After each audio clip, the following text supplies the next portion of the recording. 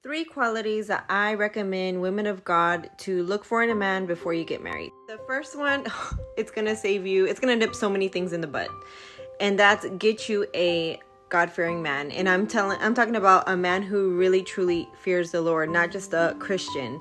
A man that he ain't gonna abuse you. You know why? Because he fears the Lord. A man that's gonna love you the way God tells you to love your wife, because you know why? He fears the Lord. A man who's not gonna be, dabbling into addictions and things like that, because he fears the Lord. A man who's not going to be cheating, because he fears the Lord. I mean, that's truly the secret of not having to deal with all that kind of stuff.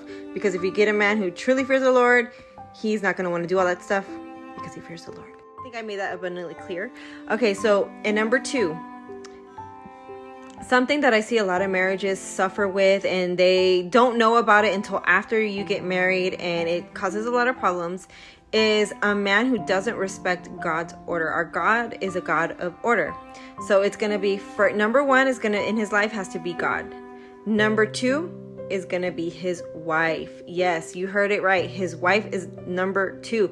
Before his mama, his sisters, his brothers, his grandma, it's his wife. And I see a lot of couples, like a lot of women, suffer because, of a man not respecting God's order. And I'm sure there's many more, but the only thing I can think of is 3 for now. But the last but not least is get you a man who is a provider. So there's nothing wrong with a woman who has a career, but later on down the line, when you have kids, you want to have that option that if you want to stay home with them, you can. Not worrying about like, oh my goodness, I got to come up with my half of the rent because, we go 50-50, blah, blah, blah. You want a man who really cares about his children, who his children is spending time with all day, because honestly, you don't want to put your kids in these child cares or the school systems, because they brainwash these kids like really bad.